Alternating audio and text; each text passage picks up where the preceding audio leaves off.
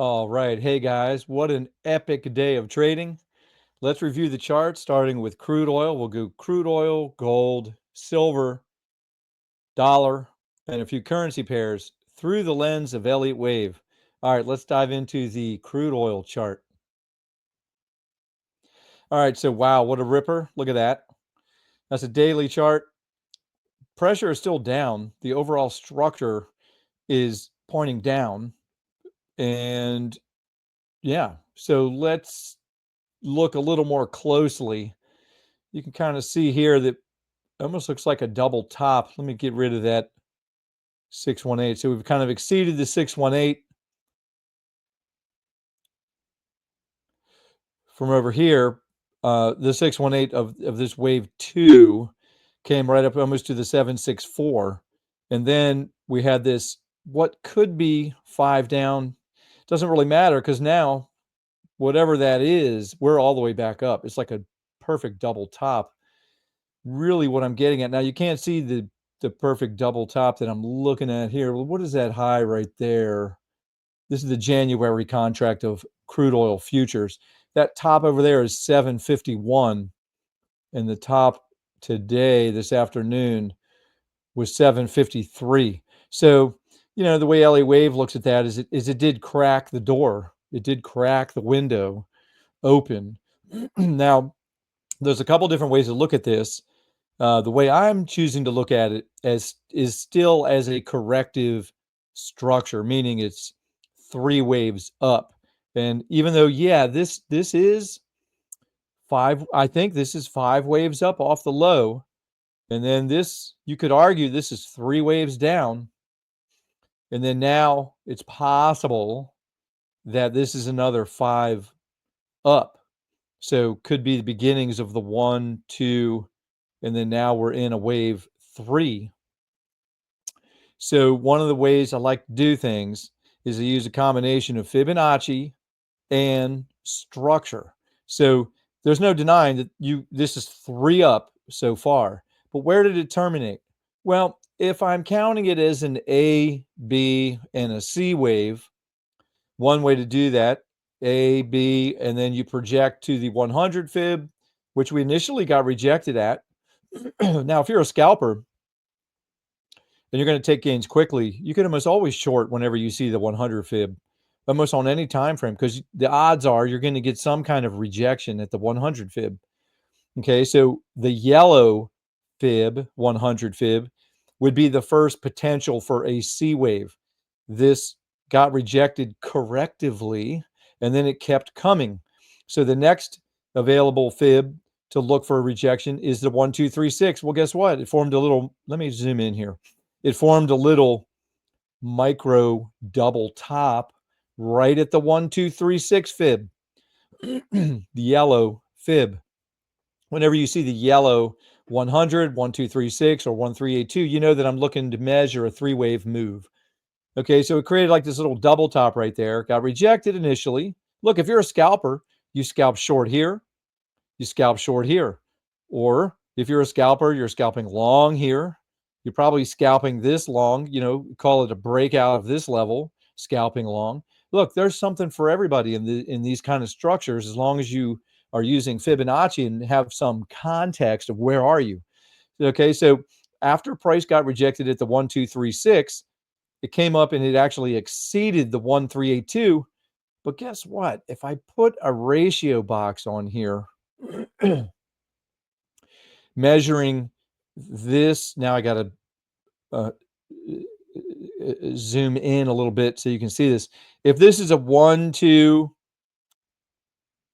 1, 2, 3, 4, 5 for this C wave, then it came right up into this ratio box. Okay, and then it's getting rejected as we speak. Okay, so the idea is we don't need to know the future. We're not predicting the future. LA Wave is not providing a treasure map. It is providing parameters. So guess where, not only is this the yellow fibs, it exceeded the 1382, right? But it did get rejected inside of this ratio box. And guess what? also the measurement specifically of the potential 5-wave move you're looking for a C wave, came right up and just poked above the 1618, which is another fib that we look for rejection. So if you're looking for a short opportunity, these are the type of fibs that I'm looking for to be short. Now, I happen to have scalped the long side today inside of this crude oil. And those of you who are inside of the Professor Trades Club, you were watching me do this. Some of you were joining me doing this. If you don't know what I'm talking about, the Professor Trades Club, the link to which is in the video description here. It's a wonderful club. Armando is the leader of the Professor Trades Club. He is the professor. And I'm posting my Elliott Wave stuff inside of his club for less than $1 a day. You're going to join. You get everything in his club, and then you're getting the Elliott Wave stuff in the Elliott Wave room for free. I'm in there posting these charts off and on throughout the day. So anyway, let's get back to the chart. So we longed this, and then we were looking for shorts, and I had told the members in the room I would feel better shorting in the zone above the zone, this red zone. I don't know if you can see this. Yeah, this red rectangle right there is where I was more interested in getting short. I did put on a small short over here, and then got a little more aggressive, but I'm not very aggressive. I like to keep my size manageable, keep it small, especially if I think it's a potential swing trade. So in any case, we are short in the room. This tool here, you can see that we're in the money short. My plan is the market's not even closed yet, but I want to see how it opens and then see where this is at around 8 o'clock tonight, East Coast time, 8 p.m. New York time, just to see what's going on with the immediate price action. But the idea would be, as I was saying, this came up right to the 1618, and it does kind of look like that's 5 waves. I mean, there's certainly enough waves in place. 1, 2, 3, 4, 5, but it's also possible this is just wave 3. Look where it's terminating, right? Just poked above the 1618 in white. Can you see that? That white fib right here. And then now, so a typical rejection from that area that I measure for. Look, trading is repetitive. When you find stuff that works, you do the same thing over and over and over, which is measuring for a wave 4. Okay, so the top is 70.53. And I'm going to use my trusty template to turn on my wave 4 measurements, standard measurements. And just to keep the chart a little bit clean, let me move this over. So the low is of wave 2. The low of wave 2 is 68.29. So I'm going to drag this over. 68.29. Boom. Okay, so the ideal target for this short scalp, if this still has yet to complete this immediate structure higher, then this is going to hold, I think, somewhere in this blue box and then give another high. So as far as this short scalp goes, let me just dial this in. I mean, if it wants to come back up and make a new high, I'm out. Okay. I'm just not going to play around with it. Okay. I'm short. I'm leaving it short for now. And what I'll do, I mean, the better target would be this 382 right there, the blue 382 right down here. But what I'm going to do is, as soon as it gets down into this, between, just call it 70, really, as soon as it comes down, if this thing can come down and get closer to 70, I'm taking half off. And then if it keeps coming the rest of the way and it makes it all the way down to 382, I'll examine this structure. Because if it comes down in 3 waves and gets down into here, I'll take off the remaining half. Okay, I'm just sharing my plan. But as far as analysis goes, this pullback was expected. We were looking for it. And so the best clue is it going to come down into this blue box in 3 waves? That's the question. If it just starts ripping down directly and you get a big fat, like 1 hour candle that's just zipping right through this zone, then I'm going to be less inclined. I'm going to want to leave a runner on, because it is possible that this is just topping out in what you would call a double top, which oil loves to do that on any scale. So it's possible this is a double top, but as I say that, I don't know. Well, I don't need to predict anything, okay? I'm just giving you parameters. I'm not even predicting stuff on my own trades. I don't get attached to the outcome. I'm just working the process, measuring stuff, and trading the fibs. Okay. And of course, paying attention to Armando. Armando is a day trade scalping master. So he's looking at supply, demand. He's looking at resistance and support. He's keeping it very simple. But I love to see him also looking for shorts up in the same area. Although he'll take his gains 20 to 30 pips, 40 pips. I'm inclined to do that as well, but I'm using LA Wave to try to maximize the gains and mitigate risk and look for I use smaller position and go for larger running trades. That's what I'm using Elliott Wave for. So I'm using a combination of Armando's method and Elliott Wave. So that's the deal. I've already talked enough. You've got some parameters, which is the high of the day, which is 70.53. If you're short, I don't want to see that come up again. I'm out if it does. Big deal. But if it keeps coming, I'm going to take gains around 70. And if it really keeps coming, depending on the structure, I mean, this would be a home run if I can get it to come down near both of these 100 fibs. That's confluence, by the way. These 100 fibs of either way that I'm measuring it, there is a 100 fib. And look what it did. Look at the reaction. Look at the resistance.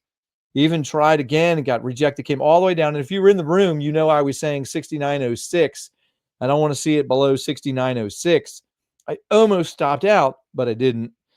It would have to get below there and then survive a back test to keep coming down, but it didn't even break that level.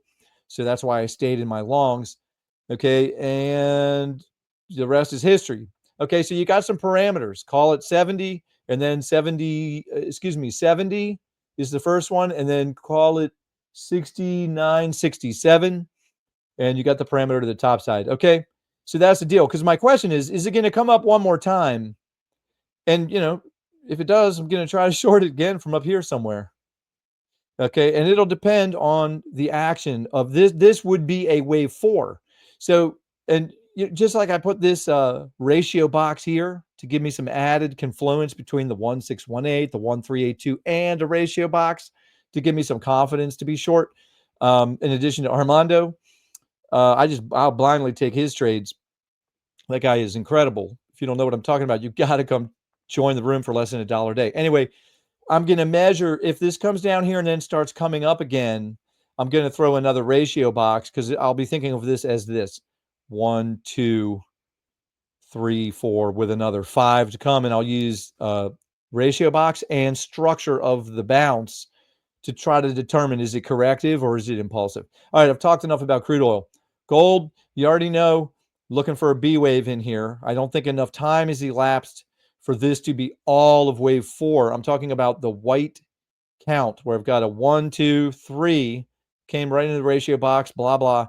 Got this nice decline. I think the decline kind of, you could argue, is 5 waves, which is consistent with an A wave. And you got a crazy looking bounce, which doesn't really look cleanly impulsive. This area is difficult. But what I'm getting at is I don't think this is the low. Could it be the low? Of course it could be the low. I could be dead wrong. But I'm just saying I don't think enough time burned off the clock. So just getting right into the nano here. Again, I'm like a broken record. Is this the B wave? Clearly not, because it made a new high over here. So I'm still looking for a B wave. But one way to think of this is A, B,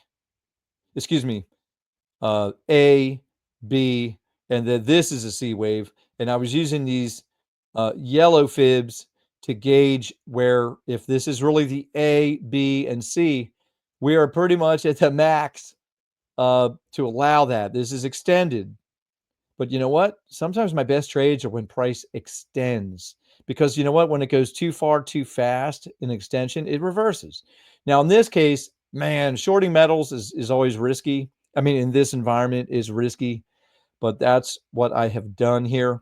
And the idea is if it wants to keep coming up higher, it certainly can, because anything up into here is still, I mean, this is a typical target for a B wave. It's just that the reason it was difficult is it came up not quite high enough. It just poked above the 618, came down, but the way it came down, look like kind of, is that 5 waves? I mean, you could argue this is 5 waves, but you could also argue it's 3 waves.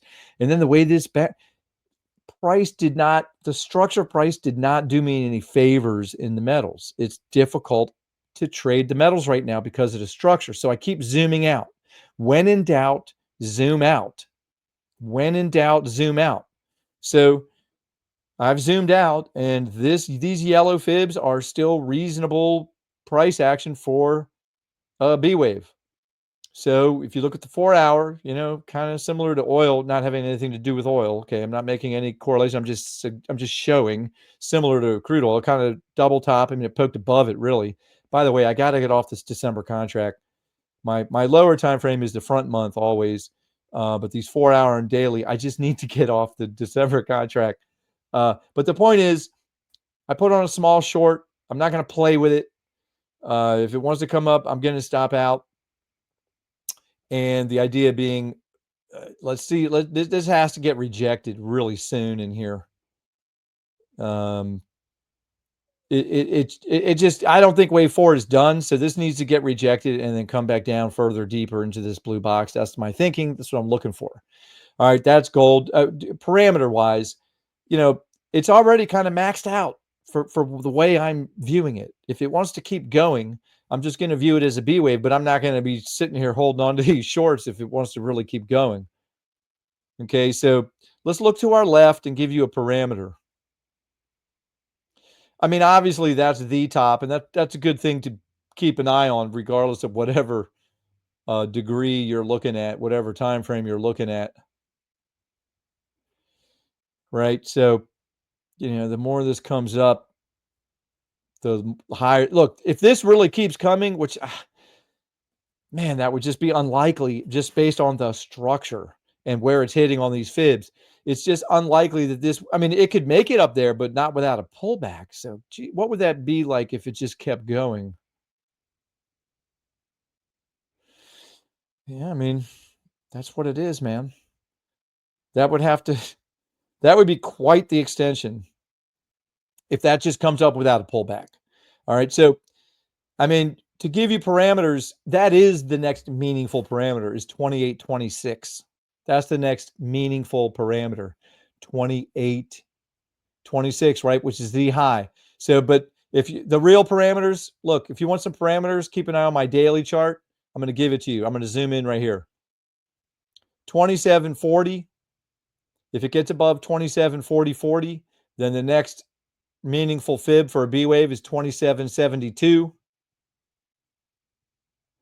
27. If it just keeps plowing through all of this, you look over to the left. I'm not going to. It's 28.46.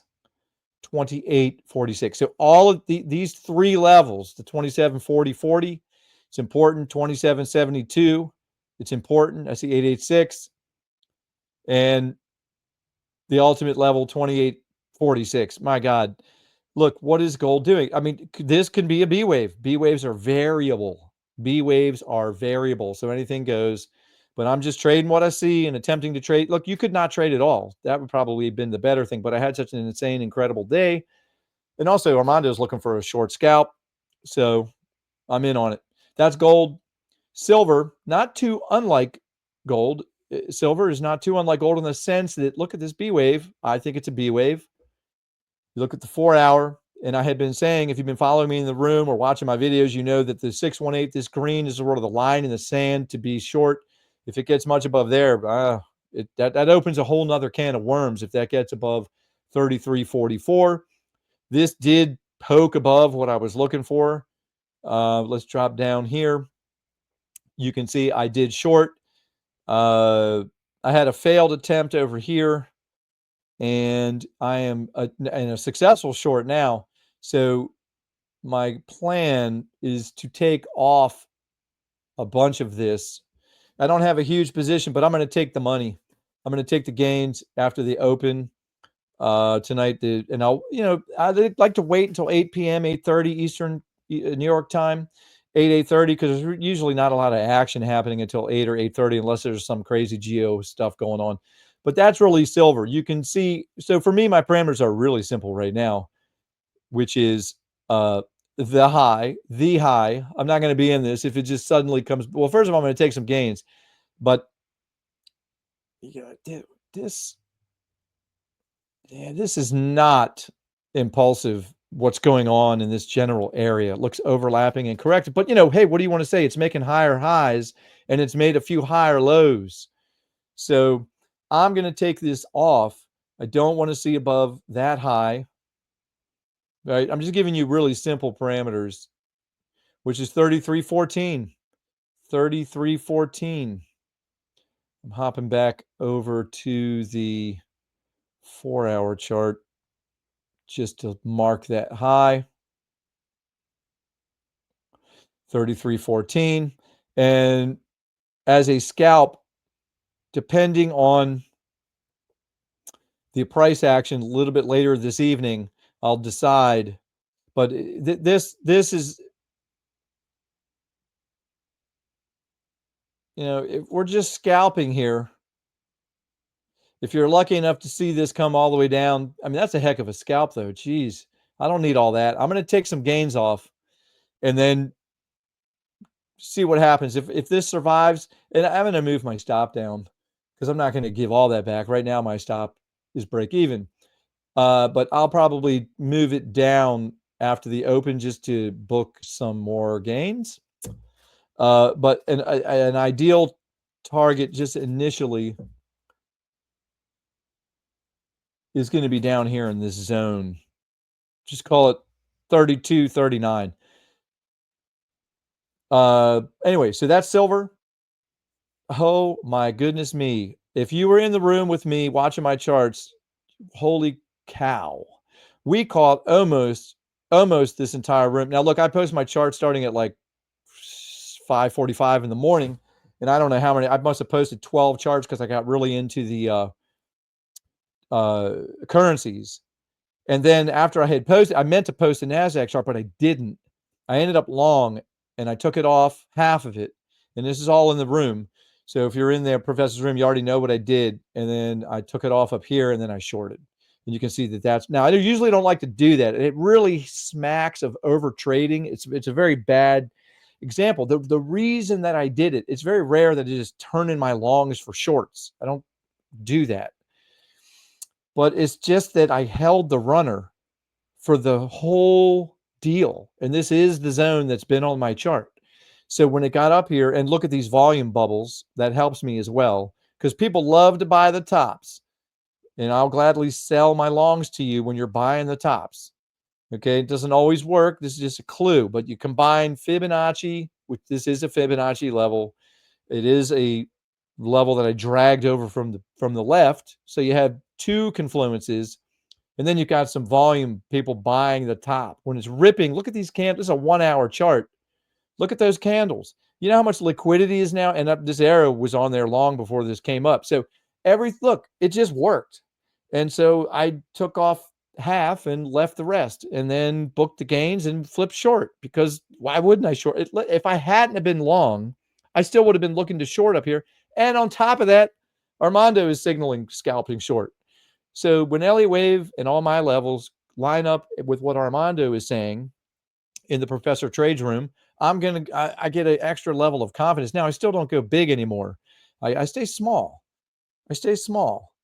And my mindset is so much better. My analysis is better as well. It's weird, but if you trade too big, you're going to screw up your analysis, man. You screw up your head, and you're going to screw up your day, not to mention your account.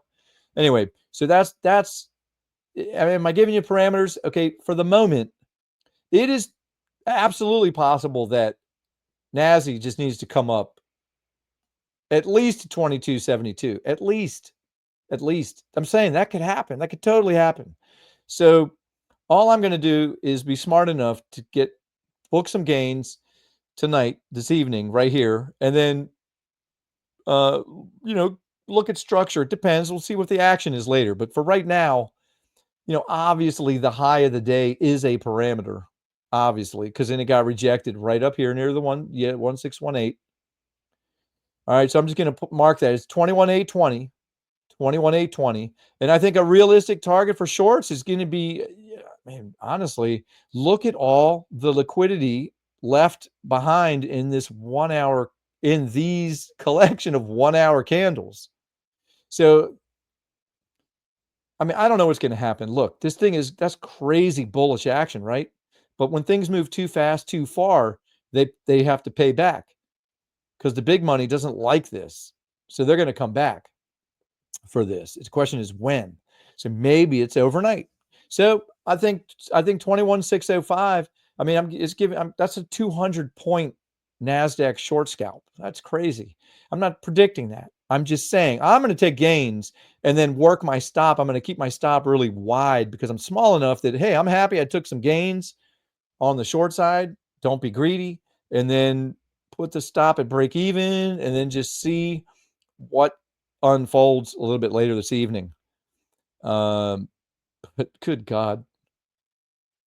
Anyway, so that's the deal. 2180, 2180.20 and 21,605 with the idea that anything can really happen in here. It could get some bounce right in through here, 21,700, just because of what's happened to the left over here at that level, 21,700, somewhere in here could get a bounce. But if the bears mean business, at least even a little bit, it should come down and test this zone, I think. And that there's some fibs there on the way up that acted as resistance for sure. So maybe that'll now act as support somewhere in the zone. All right, that's Nasdaq. Dollar strength. Yep. Hey man, how come the metals went crazy and gold went crazy and the dollar also came up? I thought the dollar was supposed to be inverse to metals. That's because correlations are a fallacy mostly. That might be provocative or controversial. When you're trading fibs, once you get far enough along in your Fibonacci understanding and your Elliott wave and supply demand stuff like this, correlations, who cares? You don't need them. They're going to screw you up more than they help you. I don't know how you trade correlations, but okay, I've said enough. Dollar. This has been my line in the sand since over here. My line in the sand, 107.58 on the DXY. Above there, I think it comes higher. I got to redo this because this isn't really accurate anymore because of the price action here. But I still think this is minimum. Actually, I think it would come to the top of this box. But let's take one thing at a time. The dollar, it's still not entirely clear what's going to happen. But I got to say the odds, because it's poked above this level, the odds have shifted. Even if this comes down initially, as long as it doesn't keep coming down, the odds have shifted that you're going to get more dollar strength before you get the real bout of dollar weakness that I think is coming.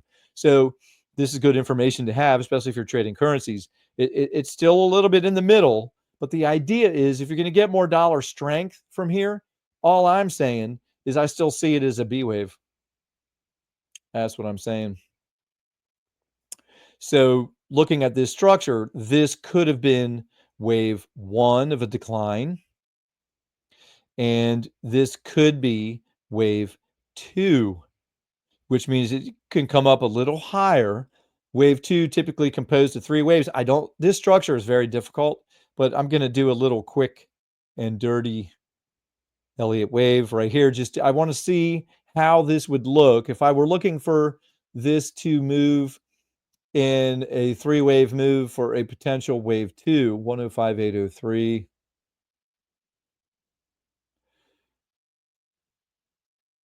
All right. And let me just do my usual standard. Wow. So that's already. Yeah. So look, these yellow fibs are what you'd want to see if the dollar has just created a 1, 2 to the downside. And all I would view that as, are you guys with me? I know you LA Wave guys are with me, but if you're not into LA Wave, I might have already just lost you. If this is this 5-wave move down, which it's perfectly acceptable as a 5-wave move down. Okay, as a diagonal. Okay, so if this is wave one as a diagonal of the first wave of a much deeper drop in the dollar, this would be wave two. And where you'd look for that is a 3-wave move as an ABC. Well, these yellow fibs, price wicked right into the 1, 2, 3, 6 in yellow.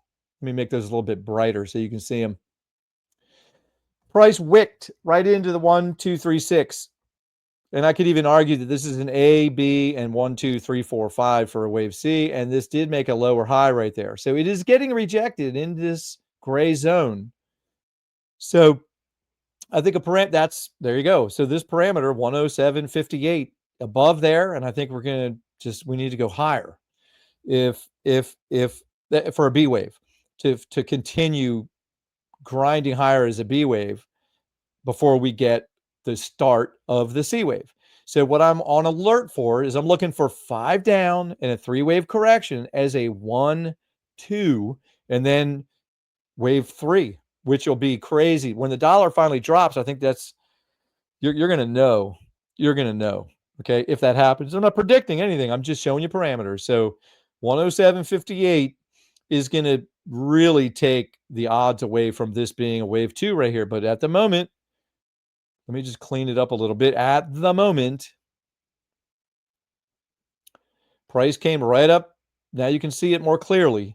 It came right up into this zone that I had on here, which is unrelated. No, unknowing, I didn't know what structure that this would be. I just put the zone there. As soon as this bottomed and came up, I put this gray zone on there as a potential area.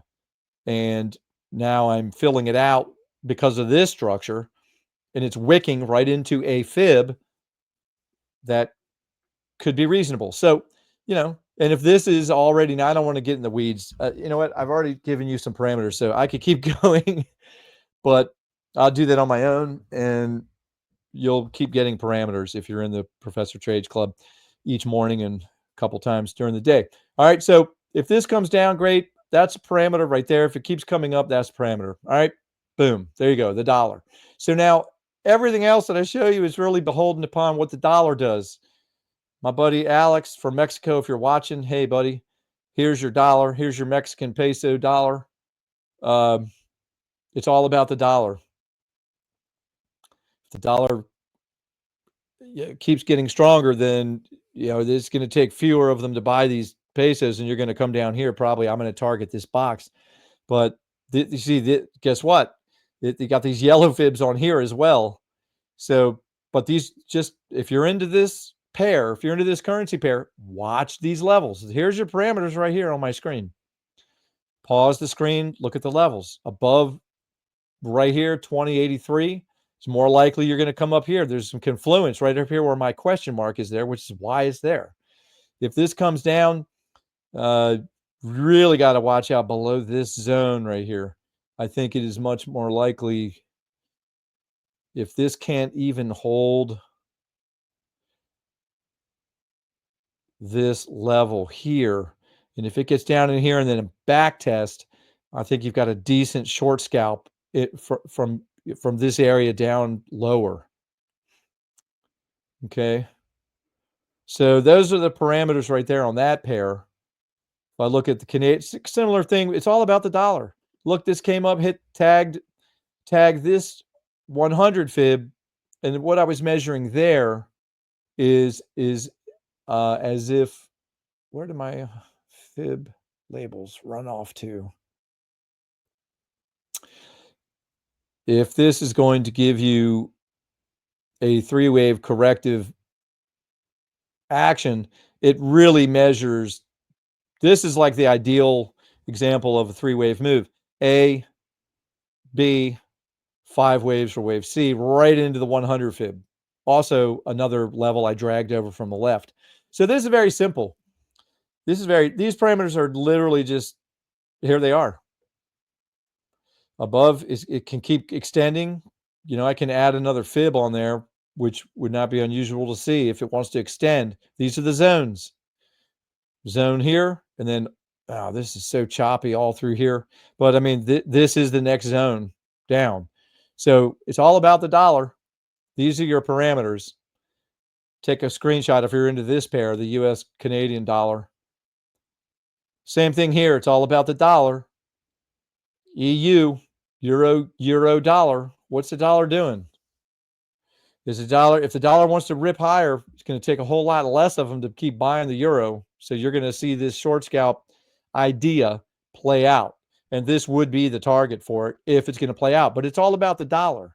So really, I'm much more paying attention to the dollar than I am these other things. New Zealand, look, this came right down. It's kind of just crazy how fibs work, man.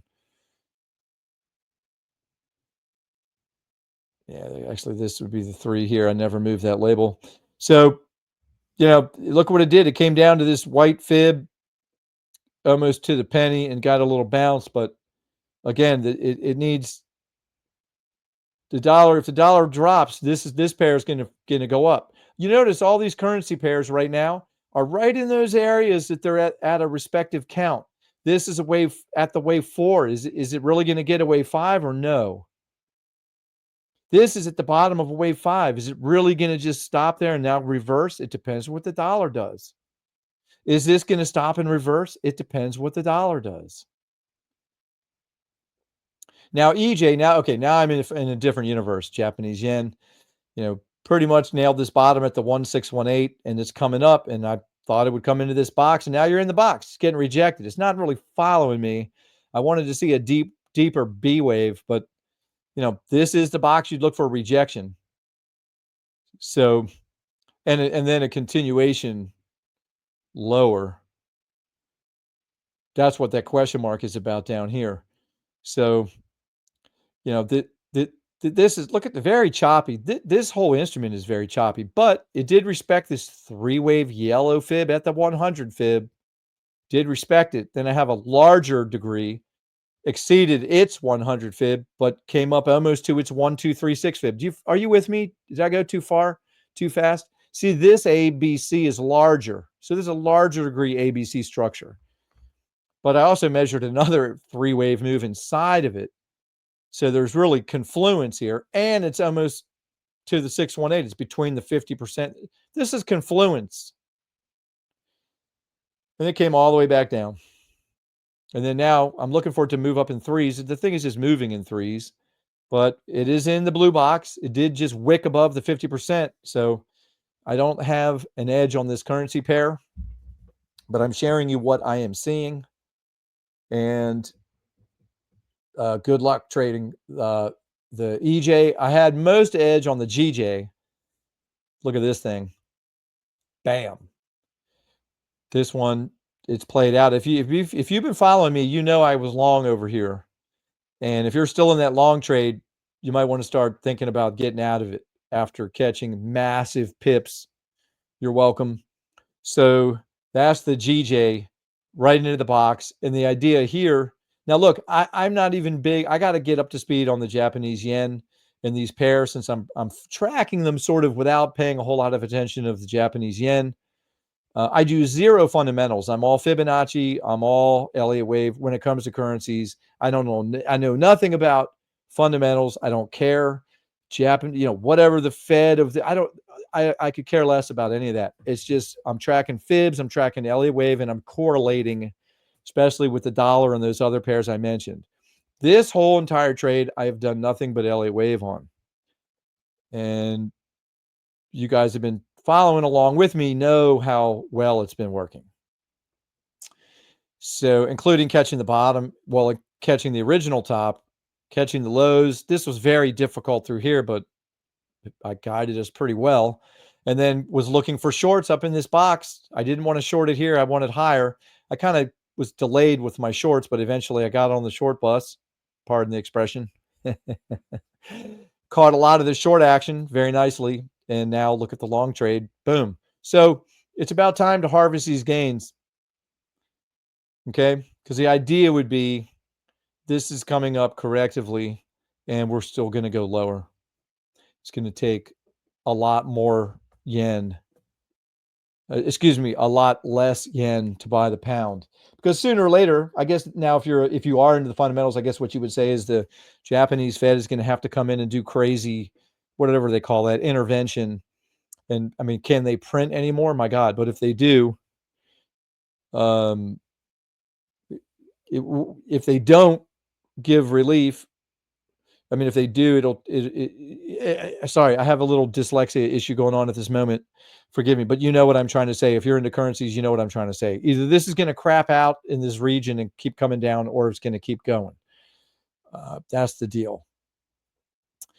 Looking at UJ, Caught that top right there. Let's drill down. The idea is very similar. This is a 3-wave move right into these yellow fibs. Caught the low, caught the support. A, B, that's the best way to look at this. I suppose you could, if it keeps coming higher, something else is going on. But this is what I'm looking at. ABC correction right into these yellow fibs. So the idea would be, if you want to short this, this is where I'd start doing it. And if it keeps coming, I really look, if you want to short the UJ, I would not want to be holding shorts if this thing gets above that 618, and before making any kind of a move down. Right in here where I've got that C wave is where I'd look for a short. And if it gets much above the 1618 or this 618, if it gets much above there, I really would be cautious. And clearly, if it just keeps coming directly and it gets up towards the top end of this, something else is going on in the world. That's just the way I would view it. Okay. So I'm giving you these parameters. Let me zoom in so you can screenshot or look at these actual price levels, because I know it's hard when you're on a small screen. But these are the levels I would watch for UJ. I mean, it's getting rejected up here. So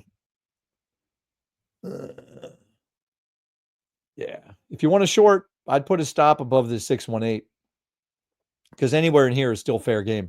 But you can see it's getting rejected already. I mean, it already got rejected a couple of times up here, and then today it got rejected again in the afternoon. So anyway, there you go. Bam. I think I've covered what did I miss? Just for grins.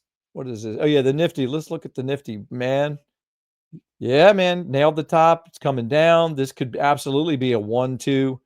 I don't know. I don't think any of us are big on the Nifty 50. Just for grins, I like to track this just to see what's going on with the broader markets.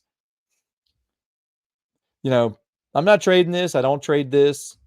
I just started trading Nasdaq, actually, honestly. Really, this year is the first time I paid really much attention to trying to trade on a consistent basis the Nasdaq, and really recently more than anything. But I like to track this. So you got a bunch of fibs right here, a little bit higher.